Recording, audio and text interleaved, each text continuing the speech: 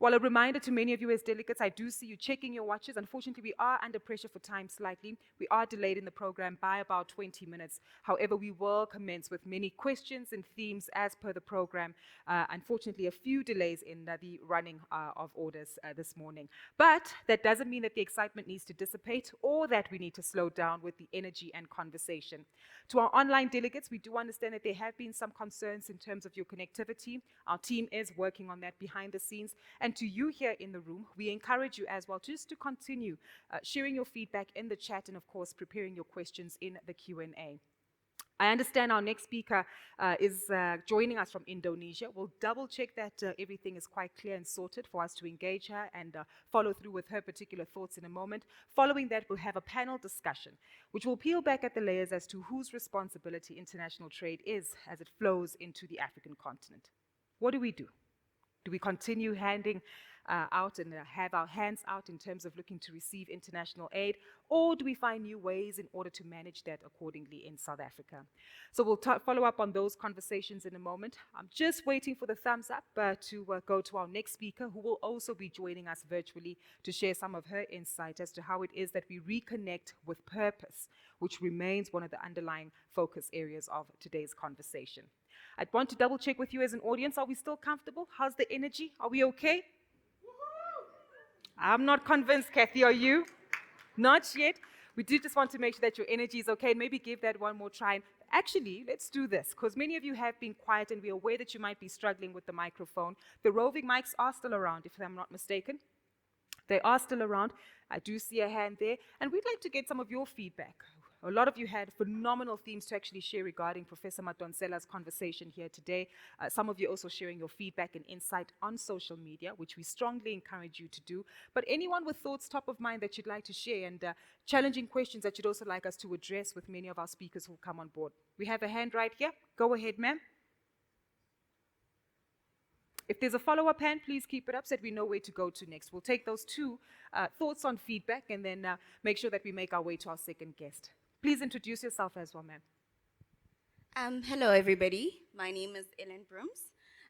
So my comment / question, right, was how much influence do policymakers in a country have in terms of cohesion with other and also partnerships with corporate, because I believe that they do have an influence. So for example, I don't know how active our TCFD is in terms of things like relief for flooding in La KZN. So I was wondering how much policymakers are involved when such a disastrous thing occurs. So yeah, thank you. Thank you so much for that question. If there are any representatives in the room who might be able to respond to that question, we'd be happy to hear your thoughts. Your hand has been up, so we'll take it very briefly, then we'll go to our next speaker who's joining us virtually. The microphone is to your right. Hi, I'm Dave Wilson from the National Mentorship Movement. Professor Madonsela, I really welcomed your comment that effectively this is a meeting of the captains of this sector. And this is a sector which often operates very much in isolation and polarized, and this is a wonderful opportunity for networking, collaboration, and partnership. So I welcome that. Thank you so much for your feedback there, Dave. Really like the conversation, and that's what we want to keep going because, as you say, a collaborative approach, looking to engage some of our peers and stakeholders to say, hold on, I understand where I'm coming from and what I'm bringing to the table, but help me understand what you're doing from a policy point of view. What are corporates doing? What are other peers and participants doing? So that's exactly what we want to generate, and hopefully we'll get a response to your question and pose it to some of the panelists a little bit later on in conversation. All right, so we've got one more speaker to go, and of course another panel. This next speaker is someone who is not afraid to push the boundaries. She challenges your thinking. She allows us to reflect on the past, both the good, the bad, and the ugly, but most importantly is someone who is focused on sourcing positive solutions in our local environments and abroad. Ladies and gentlemen, joining us from Indonesia this morning to talk around the concept and theme of reconnecting with our purpose, which is central to ensuring more equitable and sustainable philanthropy. Please welcome the multifaceted social entrepreneur who was a Sierra Leonean German-born social entrepreneur, giving us some insight into her thoughts here this morning. Malance Bart Williams, who's a social entrepreneur, joining us virtually. If we could please have a level 3 applause for her as she about to address us and share some of her insights. Very quickly, please do remember, if you do have any questions, particularly those of you joining online, please feel free to type them out as she's speaking. That way, we'll identify them sooner, we'll address them quicker, and make sure that we get more questions in for you in the limited time we have. But ladies and gentlemen, joining us, if we could warmly welcome, standing by and on screen, Melons Bart Williams. A warm welcome to her.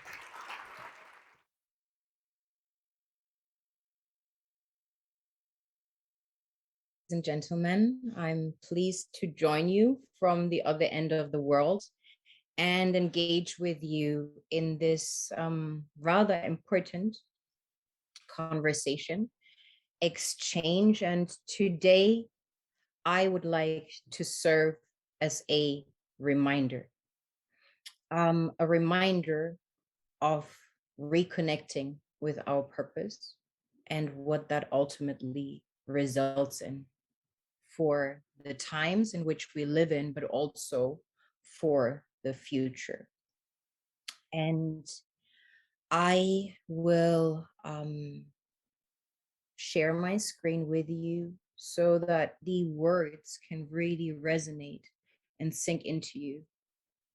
And thereafter, I will be available for a short question and answer.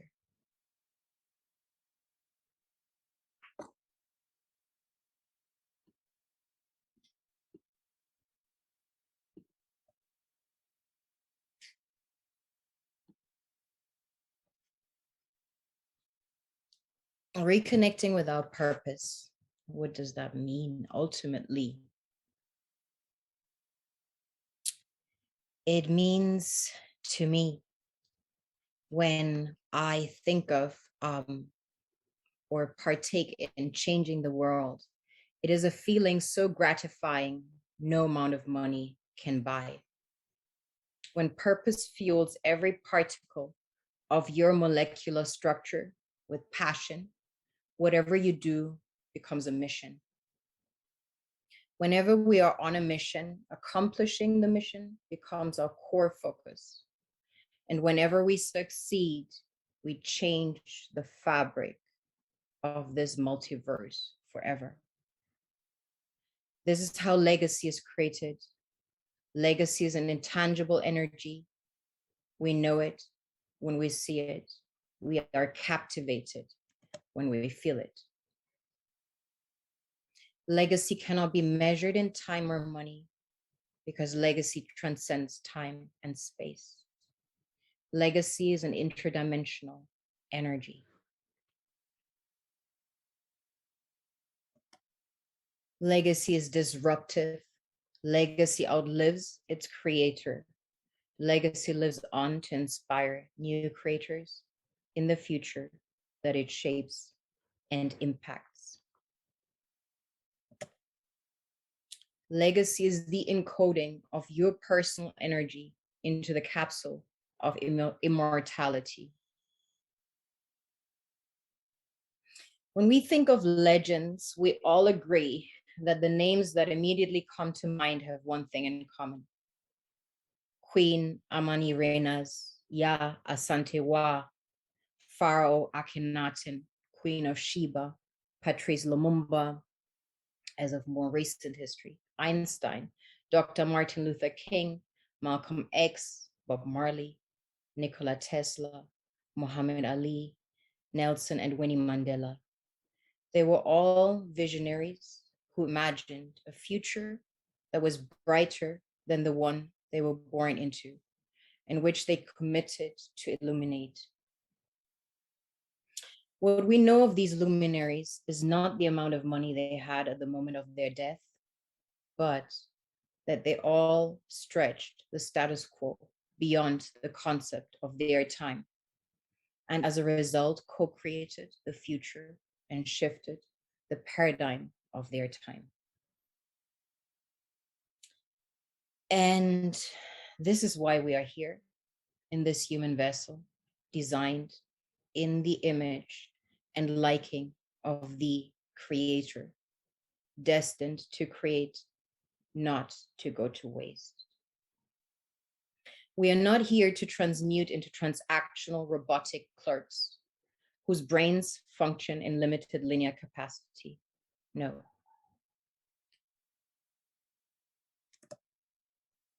We're here to shape the future. We are here to create a legacy that is aligned with our divine destiny. Many times we forget how divine we truly are. In moments like this, we need to be reminded we are all born to fulfill a divine purpose. Each one of us is a unique soul, aka star. Some of you have buried it deep inside, under the weight of obligations and responsibilities. Some of you follow it and feel how it ignites your soul every moment and each day. Some of you have muted it because you simply feel inadequate and think the world doesn't need your divine, unique light, or that you are not important enough. Some of you have yet to find it. Your passion is your compass at all times. It directs you right down the path of your purpose. After all, we all are a piece of the greater puzzle. We all were born with a divine purpose that yearns to be realized. When we align our purpose in the common directive to elevate humanity and make the world a better place, we become a unit, a team, a company, a society of legends, creating legacy. Aligning our purpose to serve a common goal empowers us on a path to victory.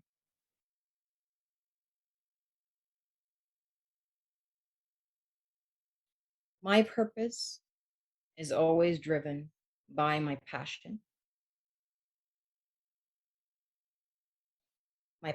to change the world by impacting communities, minds, societies, and eventually entire generations is my daily fuel when realizing the fabric of my imagination.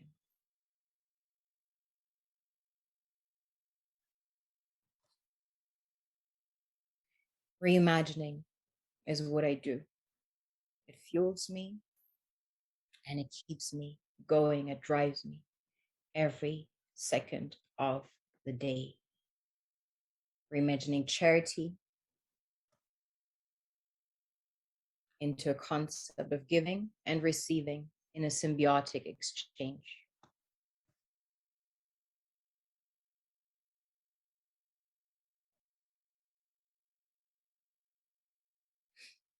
From sleeping here under this bridge, harnessing the creativity of these young men led to creative output, which in turn led us to reimagine luxury.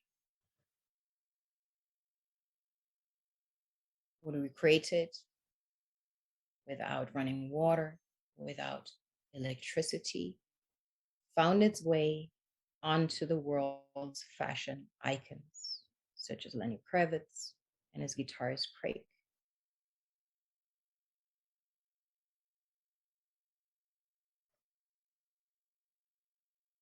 Reimagining luxury. What is luxury? In which way is it sustainable? And in which way do we define the energy that it ultimately contains? This is a recent project in the kingdom of Lesotho. It takes 12 goats an entire year to create one cashmere coat. However, it empowers the community in a sustainable manner. Reimagining luxury. Reimagining the mining industry, a project I've been invested in for quite some time. And washing process of the machines. Everything has been taking place quietly. As you can see, women's and other people's are around.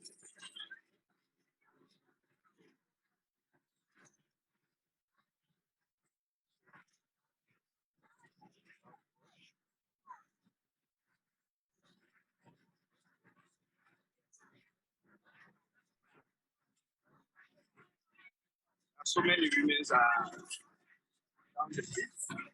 Oh, Chris baby! Yes, sir.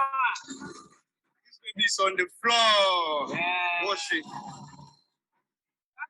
It's one of my worker here who prospect this place of the from this pit to this farm,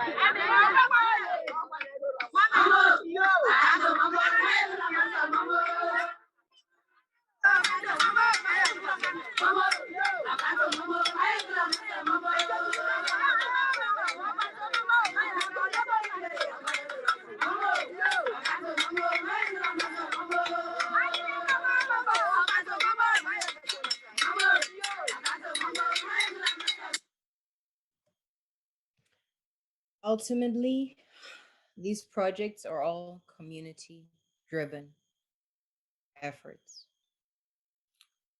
Um, Reimagining corporate social responsibility is what gave birth to the Female Innovation Lab.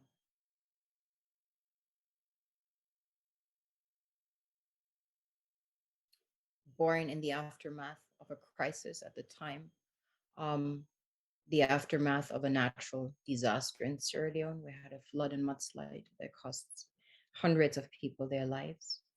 This positive project rose. Reimagining innovation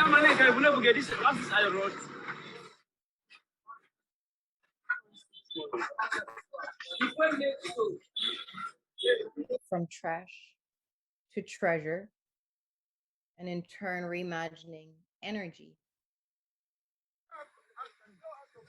all created with waste material.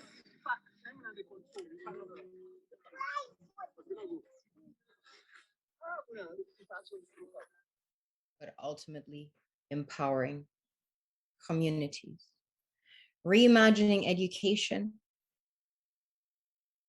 reimagining our value system.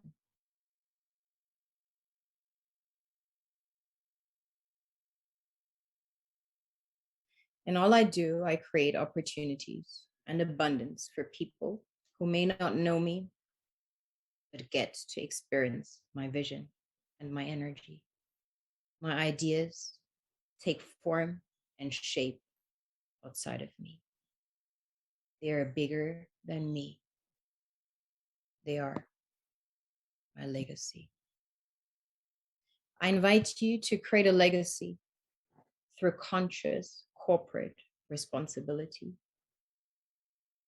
Corporate responsibility has the ability to create legacy once it moves beyond giving into the space of creating new visions.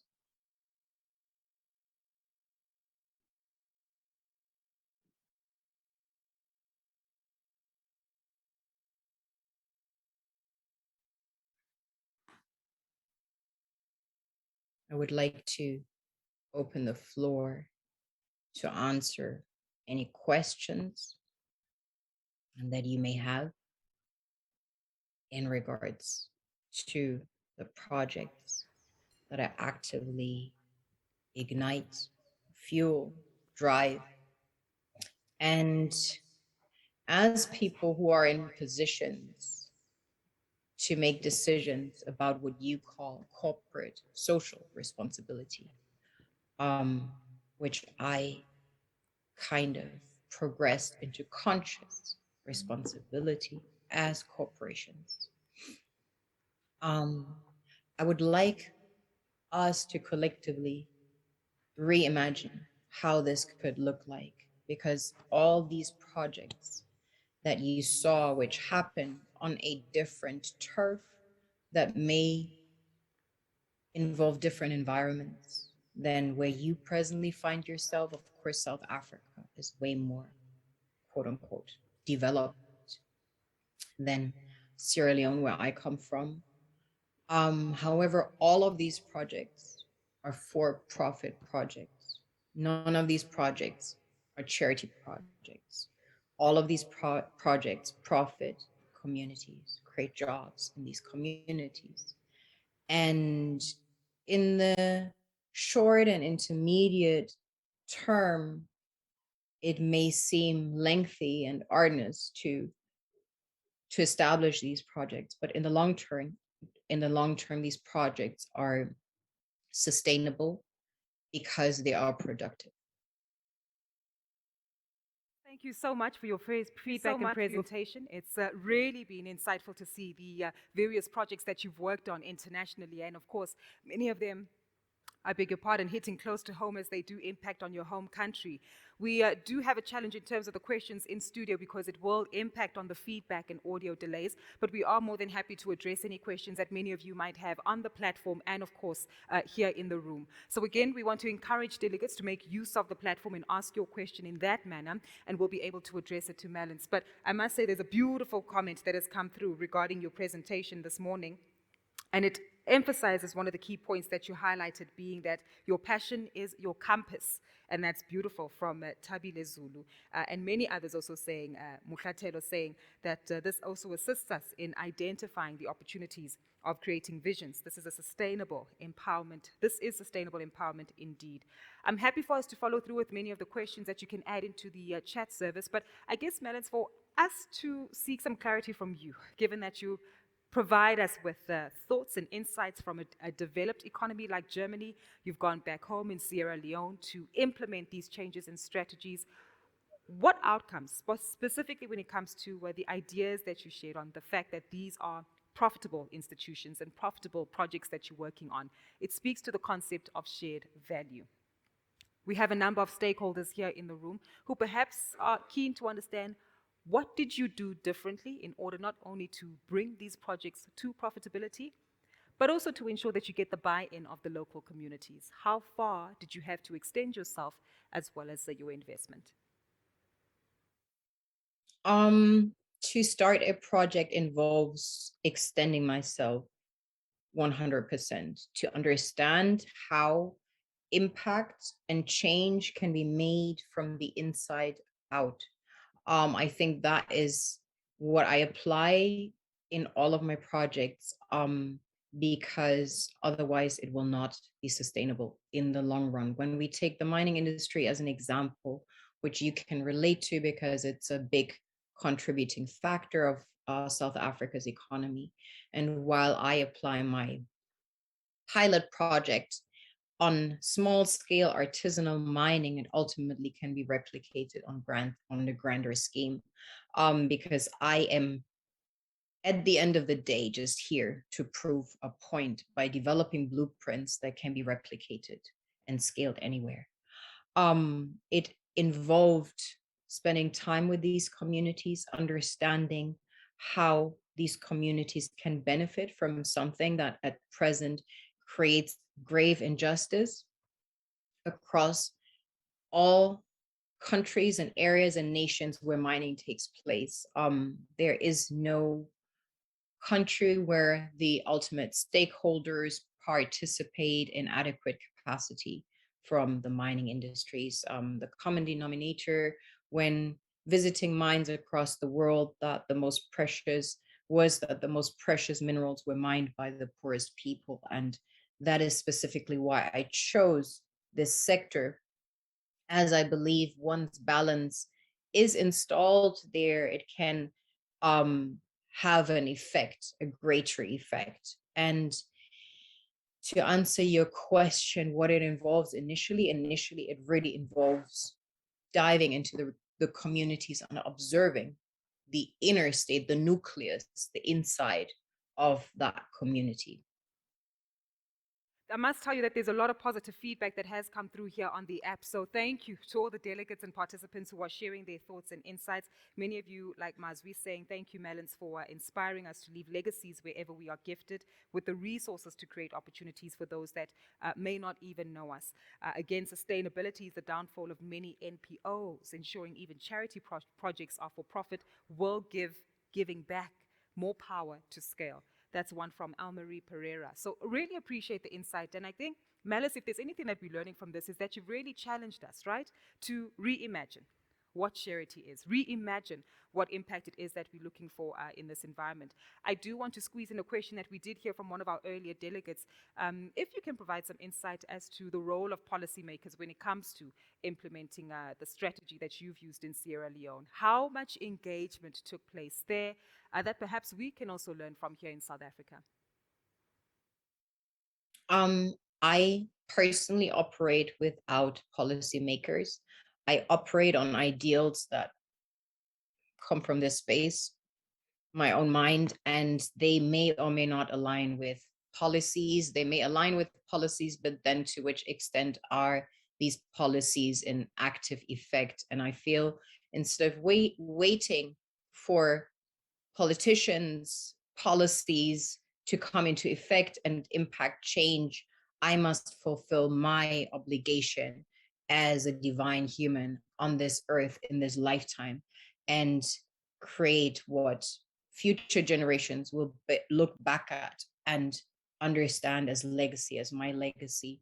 And my legacy is detached from me. I'm not doing this to feed my ego. I'm doing this because I truly believe this world can be a very, very beautiful place when we move away from greed and exploitation and ultimately dive into the concept of charity, whereby when we share, we create more for all participants involved. And that doesn't just involve the human beings that are involved. When it comes to the mining industry, it ultimately involves a grander living entity, the earth, without which we would not exist. And in South Africa, when you look at the mines, they create pits the size of entire villages that will not be filled in this lifetime. So this is a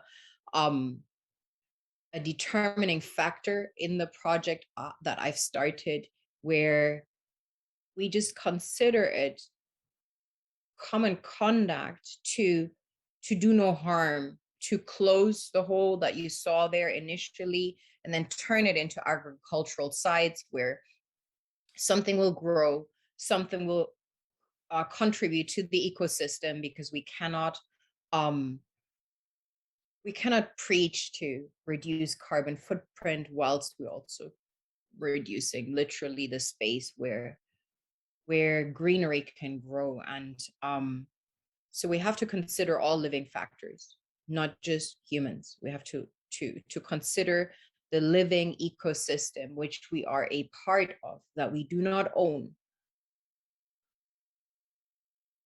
Melons, thank you so much for your insight today. I think you've really challenged us. You've given us some very honest feedback and perspective, and really given us an opportunity to sit back and reflect as to how it is that we show up in the communities that we serve.